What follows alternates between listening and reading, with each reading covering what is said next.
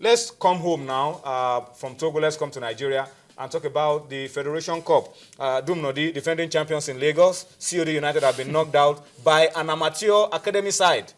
2-0, they got knocked out. And that's the story of the Click Academy. Click Sport Academy. Owned by our very good friend, a sport lawyer. Yeah. A sport lawyer. And that's the story of the Federation Cup. Upsets, giant killing runs, and all of that. But this time, the Nigerian Football Federation have warned all the states to comply with the deadline given to them to have their finals early in May, so that this time will keep up to the August date when the final of the Federation Cup will take place. Because this year, the schedule is very, very tight. Very tight. Very tight. And you know, the only way the Federation Cup final will be played on that same date, on August 3rd. Is if we comply with the dates. The state will have to comply with the date, because there's going to be a national prelims, and every state must produce, unless you don't want to play at the national prelim. And for the NFF, stating, of course, demanding that everybody keep to schedule, because where some states have got into the quarterfinal, some are in the semi-final, some are close to even getting to the final. So we are seeing that some of the states are complying. In Kwara State, for example, it's going to be Kwara United against ABS. So and it's been said already. It's been said already. Lagos, we are going to the quarterfinal. Before the end of the week, we'll have an idea of what is happening in Lagos. In Rivers, there are the semi-finals. So we have across board, because Lagos will just have the highest number of participants. So they are in the quarterfinal. So some other states, they must be done. But where I have the problem is the final. You know, some states will come with protests. And you know these protest things there. By the time they protest, and you have this protest, and the protest is being delayed, that's it. So I think the state must comply, so that August 3rd date for the finals of the Federation Cup. For the first time, we'll set a date for the Federation Cup. So that we don't even have the luxury of changing dates now, because after the World Cup, qualifiers for 2015 Nations Cup begins, and it's more work for the Nigerian under 20, under 17, Africa Women a lot of programs will be there. Africa Women Championship. So the better for us. National Sport Festival, a lot of competition, a lot of events. So we really need to keep to time, and that's what the NFF have told the different state FAs. Keep to the time. So that you won't be sanctioned by the NFF. Let's go to Ilorin very quickly and talk about the Kwara State Principals Cup. It's an exciting tournament if you've been part of it before. For those of us who have enjoyed a little bit of the Principals Cup in the past, we always want to talk about tournaments like this. The Kwara State Principals Cup, the Loopcom Principals Cup, they call it in Ilorin, has gone to Pategi Islamia College, and they did it on penalties. They beat their opponents, Obaisi Community Secondary School, 4-2 on penalties after they had played out 2-2 draw. The game, of course, was played at the Ilorin Township Stadium. We want to give you a little promise. Tomorrow we'll try to get you the footages. We were told it was an exciting game of football, plenty of thrilling moments. We will try to get you the footage of this final match tomorrow on Sports Tonight. So congratulations to Islamia College for winning, and let's hope that it makes the right kind of impact for football development, not just in Kwara State, but in Nigeria as a whole. Dunodi, let's come to table tennis very quickly and talk about the 2014 IWTF Hopes Week and Challenge competition that is taking place in Slovenia. The good news, Dumnodi, is that 2 Nigerian table tennis players have qualified. Nigerian duo will be there representing Africa at this event. Massive for table tennis.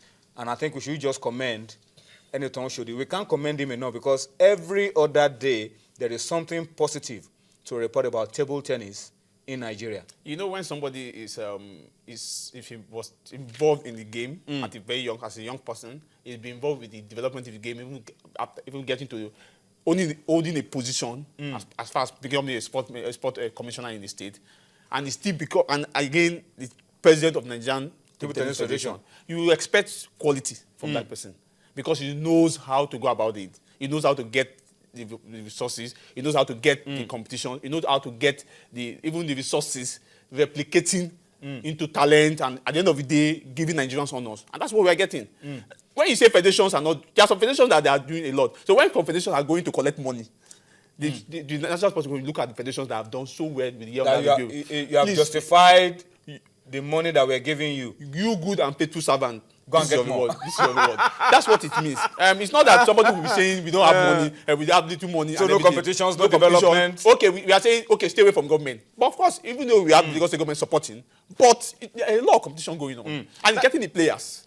Let me just give out the names of those who will be representing Nigeria. We have Ibrahim Umar, and of course, the lady is Rufaya Jimo. They've secured their places at the 2014 IAAF World Hopes Week and Challenge holding in Slovenia. They'll be representing not just Nigeria, they'll be representing Africa. And it's a massive, massive one because these teenagers are going to be competing against their counterparts from other parts of the world. And it's a very good opportunity for them to get exposure and get ready for bigger challenges in the days ahead. So once again, we commend the NTTF, Nigeria Table Tennis Federation, for all they're doing, and we hope that all of this will be justified at the end of the day when we are able to produce Olympic medalists from table tennis in the years to come. Let's go on a quick break. Of course, this time we'll be telling you about Channel's National Kids Cup. Let's remind you, Channel's National Kids Cup, the final of the national event will be on Children's Day, May 27. The Lagos prelims will start way before that time. You need to be a part of it. For Lagos, the forms are out for us to pick the 4 schools from Lagos that will join 12 from other parts of the country in the national finals. Hurry up. If you have not picked your form, go pick it. If you've picked your form, fill your form and submit on time so that you can be a part of the fun of what Channels is putting together. Let's bring you that message once again. And of course, also tell you what happened yesterday in the UEFA Champions League. We'll come back for more on Sports Tonight. Every year, the Channel's National Kids Cup is getting bigger and even better.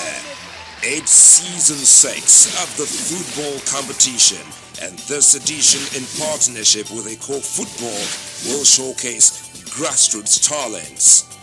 4 primary schools from Lagos State will go against opponents from 12 different states of the Federation to determine who will become the champion.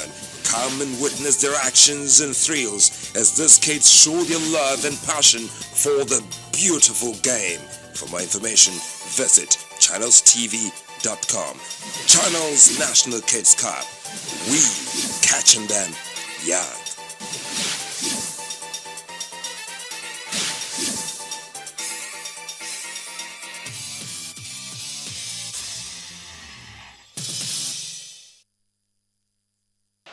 Given away again, straight back to Ian Robin. Here's Rafinha. Isco just trying to keep him under control as Robin takes over again. Rafinha's cross. Mandzukic underneath it. And the effort was blocked by Pepe.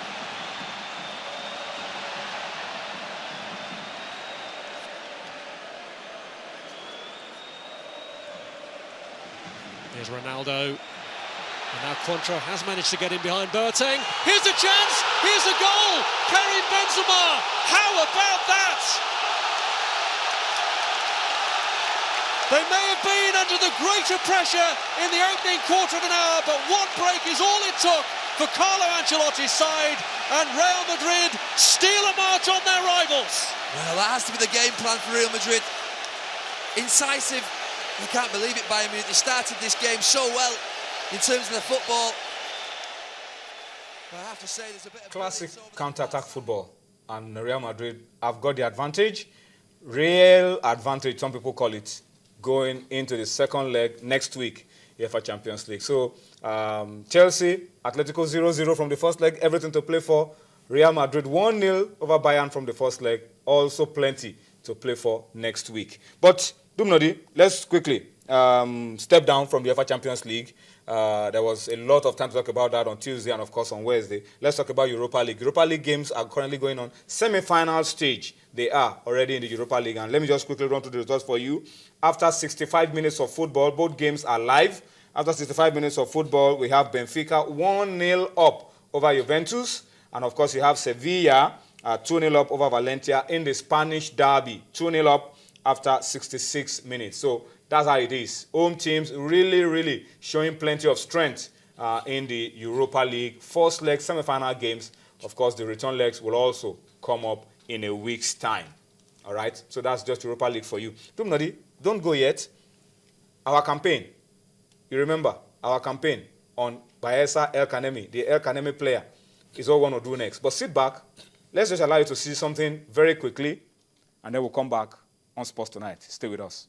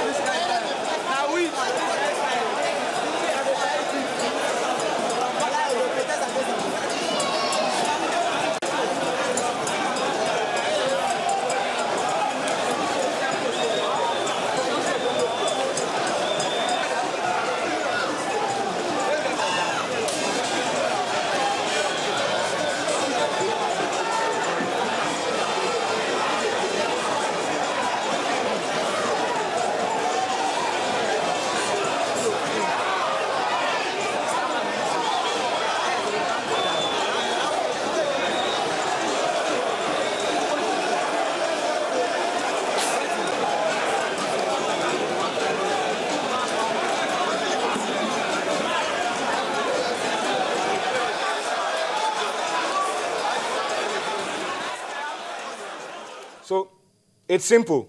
Dumnodi, our campaign is simple. Who assaulted the referee? Who pushed him down? The LMC said, produce that player. Almost a week, 2 weeks ago. Today is 13 days now. 13 days Today is ago. 13 days. Almost 2 weeks ago. Produce the player in 1 week. It's almost 2 weeks now. That player hasn't been produced. We're waiting. That player must serve as a lesson to other players never to touch a referee. Not just players, officials, and fans. Never to touch And that player a referee. is not an UFO. What's UFO? Unidentified. Unidentified flying object. It's not he has flesh, he has blood. Yes. He's a person. They should just bring the player out. Bring the player. out and let the hammer fall. Let justice be done. Punish the player, serve as a lesson, protect referees in the Glo Premier League. That's the message, and that's what we want to talk about. Before I allow you to go, the first coach to be sacked this season in the Glo Premier League. It's been suspended for a long time. It's been suspended well before now, but today a sack was confirmed. Is this sack or the one that leaves his job? I don't want to know whether sack. Some resign. I think we know there are some coaches. We are looking at coaches who are no longer on the job. A lot of coaches have been suspended this season. Some have come back to their jobs. Some have come back from, but Baraje is back. Some resigned. Before they said they resigned. They said they sacked him. But this is the official one. This is the official one. Remember, he was moved to become the technical director of Kaduna United when after the last coach, Saleh Lato, died in unfortunate circumstances. He was brought back because they couldn't allow for a vacuum. But the result against Sharks was the one that nailed the coffin. And you know, when he's been on the firing line. He's been on the firing line. We've been on the firing line after the game against Atlanta. They played 1-1 draw. He's been on the firing line, and this was just the hammer, the last nail on his coffin. And so shocking that become the first he has coach to go. But Coach Saleh Barnabas has been announced as the new coach of Kaduna United. Of course, he's going to take charge pending the appointment of a substantive coach for Kaduna United. But I don't know what will happen to Kaduna United. Their fans were banned for 1 year, for supporter club for 1 year. The coach lost a coach. They are sacking a coach, and they are down. And the result is not. They are not showing the kind of. By the way, they even told our friend Mohammed Suleiman, who was on this show a couple of weeks ago. Who was their former media officer? Who was a former media officer, that he shouldn't come to the stadium again for reporting on Sports Tonight that an assistant referee was assaulted. I mean, we just hope that things will turn around for Kaduna United because they've been in the league for a long time. Yeah. And we don't want them to just go down that way. But they need to really put their acts together. They need to put their acts together. All right. Thank you, Dumnodi, for your time.